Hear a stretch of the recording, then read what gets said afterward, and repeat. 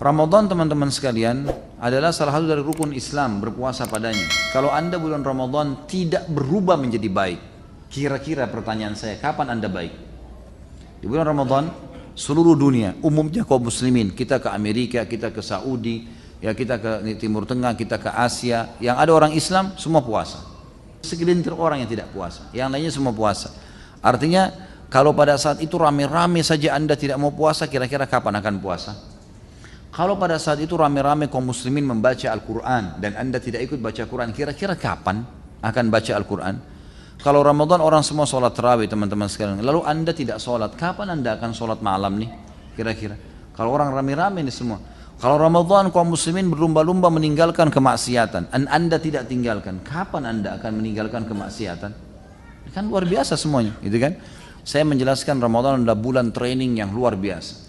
Kalau ada lembaga training teman-teman sekalian, dan training itu orang rame-rame mendaftar karena alasan trainernya bagus, juga mungkin staff-staffnya bagus. Diharapkan kita mendaftar di situ ikut training dan kita output nanti keluar dari situ juga menjadi bagus, gitu kan? Orang bayar banyak, sampai 5 juta, sampai 10 juta hanya untuk meningkatkan satu skill saja. Ramadan teman-teman lembaga training terbesar di dunia. Trainernya Allah langsung. Kemudian staffnya semua para malaikat. Ini luar biasa, gitu kan? Tidak ada lembaga training begini. Dan fadilah yang didapatkan sangat besar. Nggak bisa digambarkan lagi fadilahnya. Pengampunan dosa, peninggian derajat, lebih baik daripada 1000 bulan, dan terlalu banyak. Bulan Ramadan teman-teman sekalian pada saat datang, seringkali syaitan menanamkan kepada kita hal-hal yang konyol, yang harus kita lawan. Karena di bulan Ramadan mereka terbelenggu. Dan ini fadilah lain bulan Ramadan, di mana Nabi SAW mengatakan kalau tiba Ramadan maka semua pintu surga dibuka, semua pintu neraka ditutup, semua syaitan dibelenggu. Apa maksudnya pintu surga dibuka teman-teman sekalian? Kalaupun misalnya dibuka, apa manfaatnya buat kita sekarang? Kita belum bisa masuk ke dalamnya.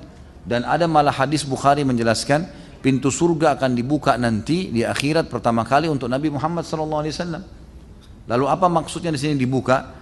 Maka ulama menekankan lebih cenderung kepada terbuka pendaftaran untuk ke surga. Kesempatan orang beramal saleh didaftar ke surga. Sama kalau sebuah kampus mengatakan tanggal 1 sampai tanggal 30 Januari pendaftaran. Yang mendaftar di kampus ini akan ada penerimaan. Yang mendaftar kemungkinan diterima, kemungkinan tidak. Tapi tergantung, bisa saja lebih besar kemungkinan diterima. Beda dengan orang yang lewat depan kampus lalu berkata, saya mau daftar kampus ini, tapi dia tidak daftar sama sekali sampai lewat akhir bulan. Dapatkah sesuatu? Gak mungkin, gitu kan? Seperti itu memahaminya. Jadi Ramadan dibuka pintu-pintu surga, ditutup semua pintu neraka. Ditutup ini artinya tidak ada orang yang didaftar ke neraka pada saat itu. Sudah tidak ada. Ya, orang berbuat salah pun masih cenderung dimaafkan oleh Allah Subhanahu Wa Taala. Dan semua syaitan dibelenggu. Tapi ini perlu difahami, ada hadis yang lain berbunyi riwayat Imam Ahmad. Dan syaitan-syaitan itu dibelenggu sehingga mereka tidak leluasa menggoda seleluasa menggoda di luar Ramadan. Artinya masih menggoda, cuma mereka tidak seleluasa di luar Ramadan. Ini fadilah yang lain dari bulan Ramadan tentunya, dari bulan Ramadan.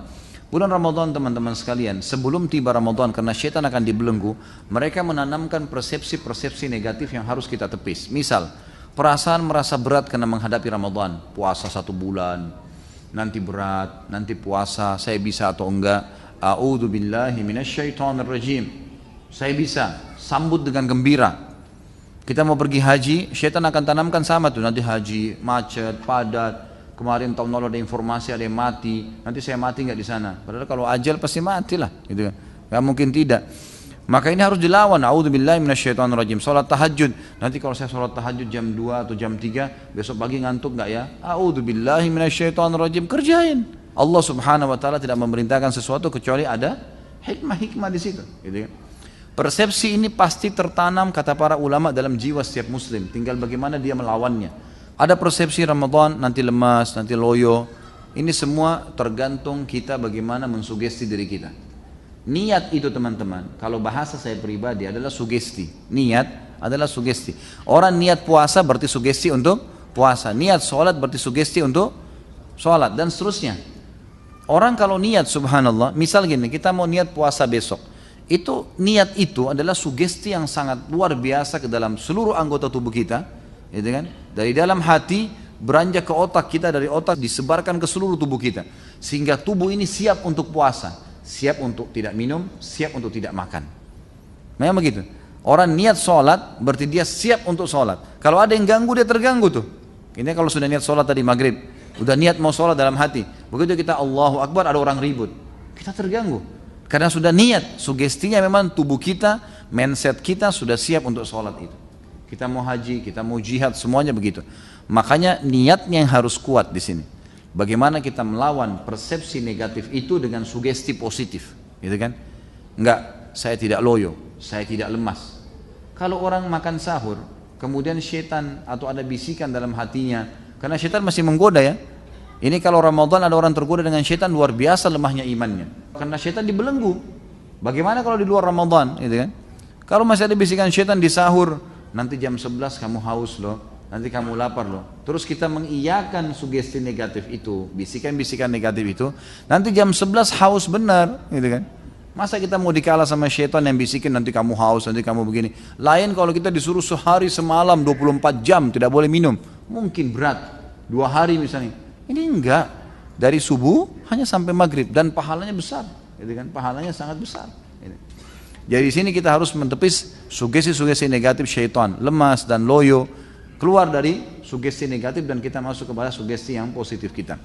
Sama halnya juga dengan masalah bulan Ramadan dianggap adalah bulan untuk balas dendam, tanda kutip ya.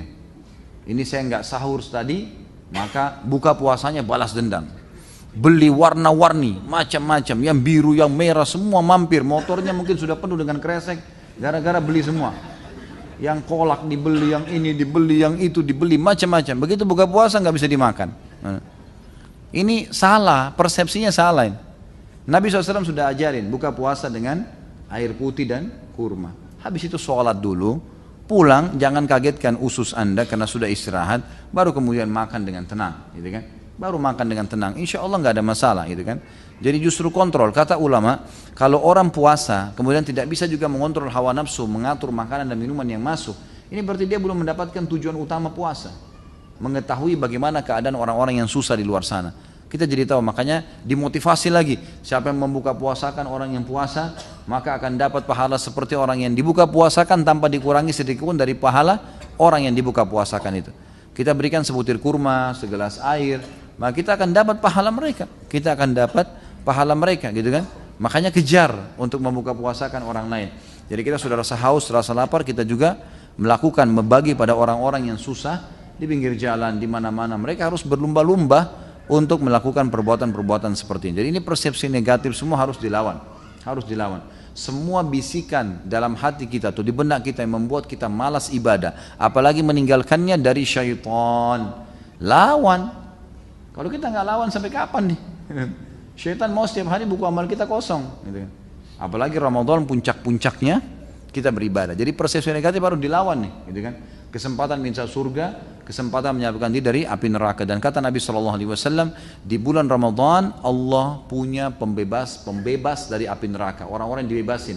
Dan itu terjadi di setiap malam. Itu terjadi di setiap malam. Dan kalau tiba Ramadan, camkan baik-baik dalam diri kita. Allahu alam, apakah Ramadan ini Ramadan masih ya terakhir atau kita masih dapat Ramadan akan datang? Kita nggak pernah tahu. Bagaimana dengan orang yang lalai-lalai itu? Subhanallah, saya kadang-kadang semoga Allah kasih hidayah.